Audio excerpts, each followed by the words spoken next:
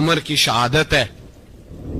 یہودی بول اٹھا, کافر بول اٹھا, اگر 6 مہینے عمر دنیا میں اور رہتے تو دنیا میں کوئی کافر موجود نہ ہوتا. 6 مہینے. اور جب اس بطل جلیل کا جنازہ اٹھا, اللہ بخاری پڑھیے نا, اللہم ارزقنا شہادت فی سبیلک, اللہ بسترے کی موت نہ دینا, شہادت کی دینا.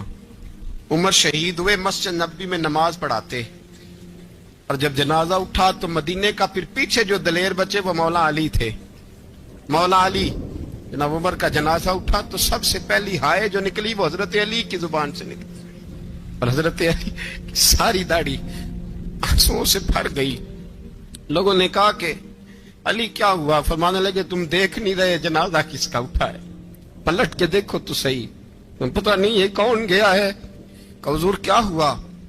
آپ فرمانے لگے عمر اس طرح کے کام کر کے گیا ہے, اب ان کے رستوں پہ کون چلے گا؟ کون اس کے جگر راہ وفا میں میں نقش ایسے چھوڑ آیا ہوں, میں جس منزل سے گزرا ہوں وہ اب تک یاد کرتی ہے. حضرت علی حضرت عمر کے جنازے پہ کھڑے ہو کے کہتے ہیں اللہ مجھے اس طرح کے عمل کرنے کی توفیق دے جس طرح کے عمر کر کے گیا. میرے بھائی, بطل عزیز, بطل حریت حضرت عمر رضی اللہ تعالیٰ عنہ, جو اپنی زندگی انقلاب والی گزار کے گئے. عمر جب دنیا سے گئے تو 80 دینار کا قرضہ تھا, 22 لاکھ مربع میل کا حکمران, اور اپنے بیٹے سے کہنے لگے بیٹے کوشش کرنا تیرے خاندان والے مل کے میرا قرضہ اتار دے, میری قبر پہ بوجھ نہ رہے, اور اگر خاندان والے مدد نہ کریں تو میرے دوستوں سے بات کرنا, وہ مدد نہ کریں تو پھر علی سے بات کرنا. ان کا پیار آپس میں اتنا, اور تو اختلاف ثابت کر رہا ہے. 80 دینار کا قرضہ چھوڑ کر حضرت عمر دنیا سے گئے, اور جاتی دفعہ کہہ گئے میرے بعد میرے بچوں کو حکومت کے مشورے میں بھی شامل نہ کرنا, حکومت کے مشورے میں بھی میری اولاد شامل نہ ہو. اتنا بڑا شخص اتنا بڑا رنگ دے کے 1 محرم کو جب عمر فاروق کا وصال ہوا تو بیٹے سے کہنے لگے اماں عائشہ سے جا کے کہو میرا بھی نبی پاک کے روزے میں دفن ہونے کو دل کرتا ہے. ایک قبر کی جگہ ہے اماں جی نے اپنے لیے رکھی ہے, بخاری ہے بخاری. حضرت عائشہ کے پاس صاحبزادے گئے, کہنے لگے اماں جی عمر کو زخم لگ گیا ہے, حالت بڑی پریشانی والی ہے. وہ کہتے ہیں اگر اماں اجازت دیں. سید عائشہ رو پڑی, فرمانے لگی کہ اپنی قبر کی جگہ تو نہیں نہ کسی کو دیتا, پر عمر نے کمال ہی بڑا کیا. اسے کہو جاؤ گنبد خضرا میں قیامت تک جو مصطفیٰ پہ اور ابو بکر پہ سلام پڑے گا وہ تجھ پہ بھی سلام پڑھ کے جائے گا, جاؤ میں نے جگہ دی. اعلیٰ حضرت فاضل بریلوی رحمت اللہ علیہ فرماتے ہیں وہ عمر جس کے آداب بشیدہ شکر, اس خدا دوست حضرت پہ لاکھوں سلام, اس خدا دوست حضرت پہ. آپ یقین کریں ممبر پہ بیٹھا ہوں, حضرت عمر کا جب نام لیتا ہوں تو میرے وجود کے رونگٹے کھڑے ہو جاتے ہیں. حضرت عمر کی زندگی جب پڑھتا ہوں تو لگتا ہے خدایا ایسے شخص بھی دنیا میں آئے. کہ حضرت عمر رضی اللہ تعالیٰ عنہ کا آج یوم شہادت ہے.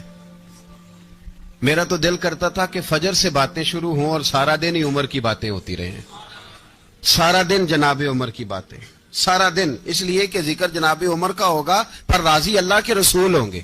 میرے رسول پاک علیہ السلام سب کے لیے ہی دعا مانگتے ہیں نا, حضور کی دعا عام ہے, لیکن مصطفیٰ کریم نے کعبے کا غلاف تھام لیا اور غلاف کعبہ کو حضور نے سینے سے لپٹایا اور سینے سے چمٹا کے کہا اللہ میں نے تو کبھی سوال ہی زیادہ نہیں کیے, میں کرنے آیا ہوں, مجھے عمر دے دے, عمر دے دے. حضور نے مانگ کے لیا.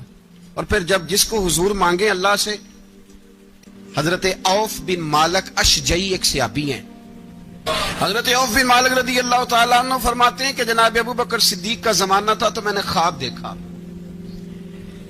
میں نے خواب میں جناب عمر کو دیکھا, اور میں نے دیکھا کہ کوئی کہنے والا کہہ رہا ہے کہ عمر وہ ہے کہ اللہ کے رستے میں کوئی اسے جتنا مرضی برا بھلا کہے یہ پرواہ نہیں کرتا. کس کے رستے میں؟ بولے سارے. اس کا مطلب ہے اللہ کے رستے میں لوگ برا بھلا بھی.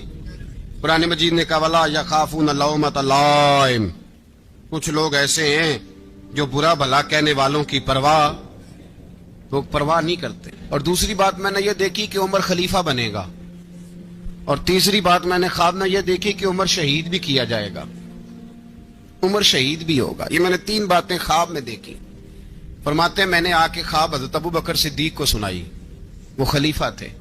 وہ کہنے لگے ٹھہر جا, میں عمر کو بلاتا ہوں, اس کے سامنے دوبارہ سنانا. اس کے سامنے فرماتے ہیں میں نے بلایا حضرت عمر فاروق کو, آ کے بیٹھے. خواب شروع ہوا. کا ایک بات تو میں نے یہ دیکھی کہ آپ ملامت کرنے والے کی پرواہ نہیں کرتے. دوسرا آپ خلیفہ بنے گے. جناب عمر کہنے لگے چپ کر, ابو بکر کے سامنے ہی کہہ رہا ہے, چپ کر, خلیفہ کے سامنے ہی کہہ رہا ہے.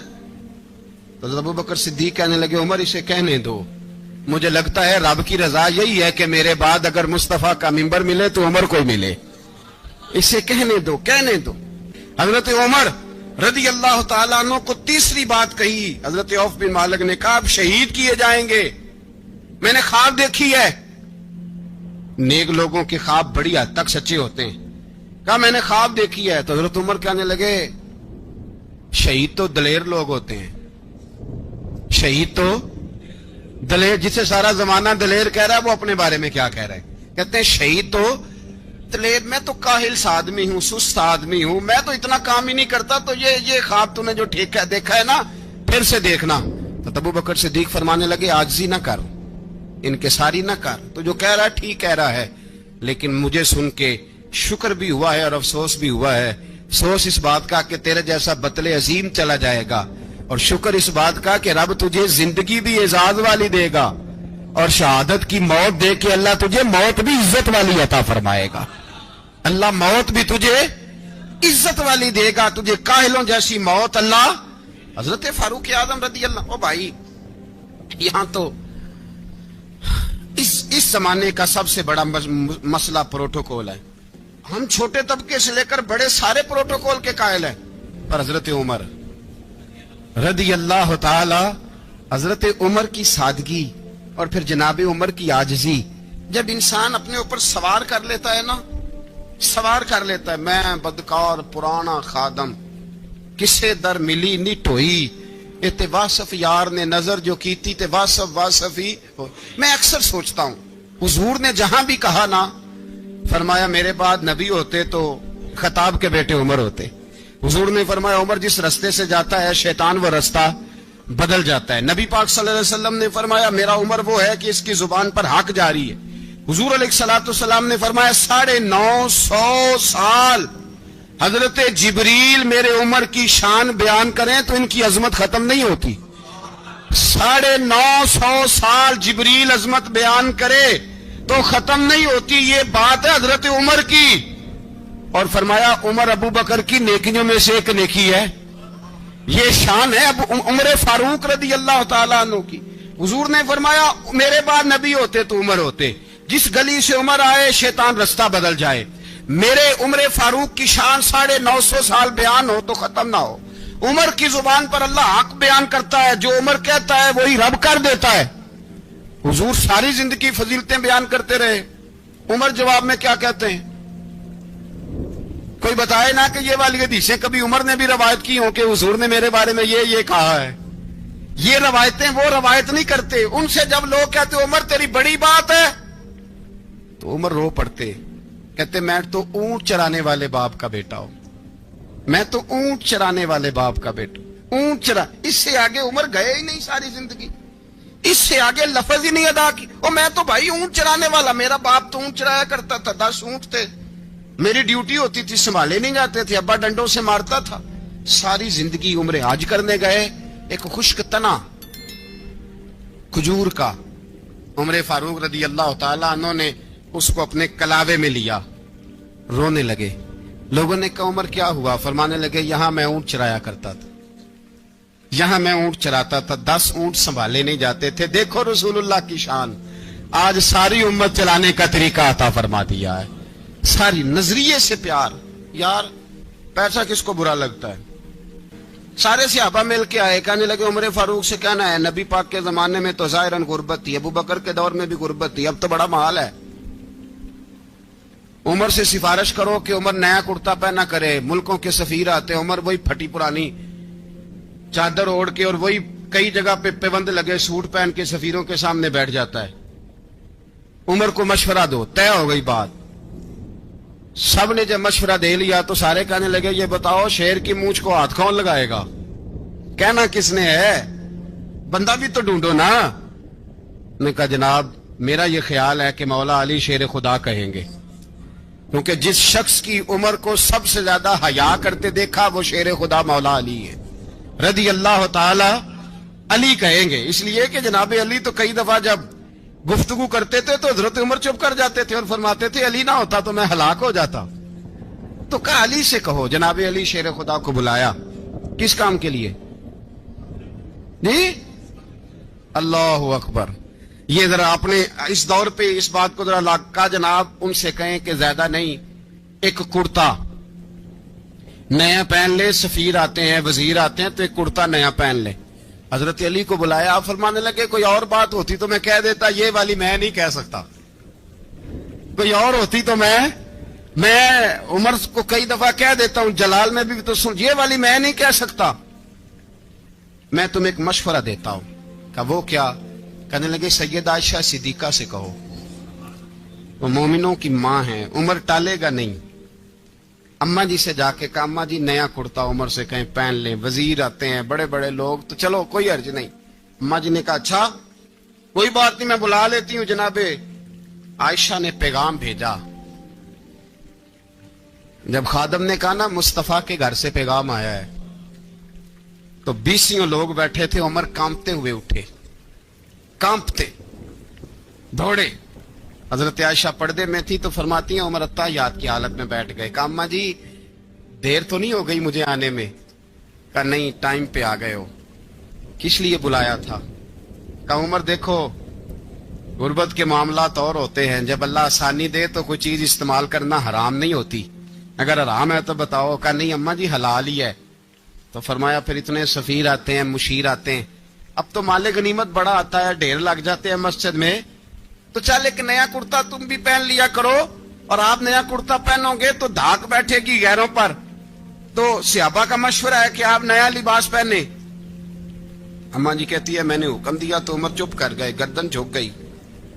تھوڑی دیر کے بعد سیدنا عمر فاروق نے سر اٹھایا تو داڑھی پہ آنسو گر رہے تھے، رو پڑے، کہنے لگے پاک محبوب کی پاک بیوی جیسے حکم کرتی ہو میں حاضر ہوں، پر مجھے وہ والا لباس پہنانا جو میرے مصطفیٰ نے پسند فرمایا ہے، اگر یہ رنگ رسول پاک کا ہے تو میں حاضر ہوں، اور اگر نبی پاک کا نہیں تو پھر جیسے آپ حکم کریں۔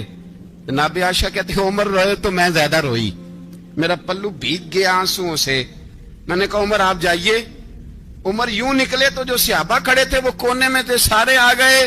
کہا اماں جی کیا بناؤ؟ فرمایا بھائی تم سب جو باتیں کہتے ہو وہ اپنی جگہ ٹھیک ہیں، پر عمر جو بات کرتا ہے وہ سب سے زیادہ ٹھیک ہے۔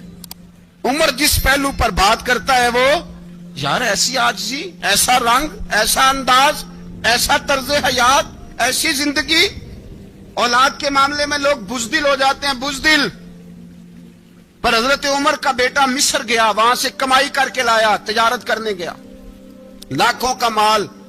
کون سا باپ ہے دنیا میں جس کا بیٹا باہر سے پیسے لے کے آئے تو ابا تفصیل پوچھے کہ بیٹا کہاں سے کمائے، کہاں سے لایا، کتنے ملے، کیوں آئے؟ کون سا باپ تفصیل پوچھتا ہے؟ ابا تو کہتا لا صحیح، اور تعریفیں کرتا ہے میرا بیٹا بڑی کمائی کرتا ہے۔ کبھی پوچھا ہے اس سے کہ ڈیوٹی صحیح دیتا ہے کہ نہیں؟ کبھی پوچھا ہے کہ تو ایمانداری کی روزی لاتا ہے کہ حرام کی کماتا ہے؟ یہ باپ کی ذمہ داری ہے، یہ اماں کی ذمہ داری ہے۔ پھر کہتا ہے بیماری کیسے آ گئی، پریشانی کیسے آ گئی؟ تو نے کبھی سوال کیا اپنی اولاد سے؟ حضرت عمر فاروق رضی اللہ تعالیٰ عنہ کا بیٹا مصر سے پیسے کما کے لایا تو جناب عمر نے بلایا، فرمایا بیٹے اتنی تو تیرے پاس راس ہی نہیں تھی، تھوڑے سے تو پیسے لے کے گیا تھا، اتنی کمائی کیسے ہو گئی؟ اتنے تو پیسے نہیں تھے صاحب، کہاں سے کمائی لائے؟ اس نے کہا ابا جی وہ جو میرے چچا ہے نا مصر کے گورنر، آپ کے دوست، انہوں نے میری مدد کی ہے۔ فرمایا جتنے لوگ گئے تھے سب کی ہے مدد اس نے؟ کہا نہیں صرف میری کی۔ فرمایا تیری کیوں کی؟ تیری کیوں کی؟ کہا حضور آپ کے دوست ہیں۔ فرمایا چپ کر، حضور انہوں نے مجھے اتنے پیسے دیے، میں نے کاروبار میں ڈالے تو نفع آیا تو میں ان کی رقم دے کے۔ فرمایا خاموش ہو جا، باقی جتنے لوگ گئے تھے سب کی مدد کی اس نے؟ کہا نہیں حضور صرف میری کی۔ فرمایا اس نے تیری مدد نہیں کی، اس نے خلیفہ کے بیٹے کی مدد کی، اس لیے کہ وہ خلیفہ کو اپنے حق میں نرم کر سکے۔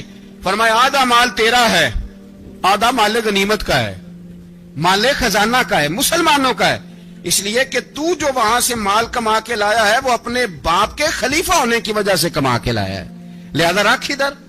یہاں کہتے ہیں کدھر سے آیا، کیسے آیا، کون سا حساب دیں، کیا کریں؟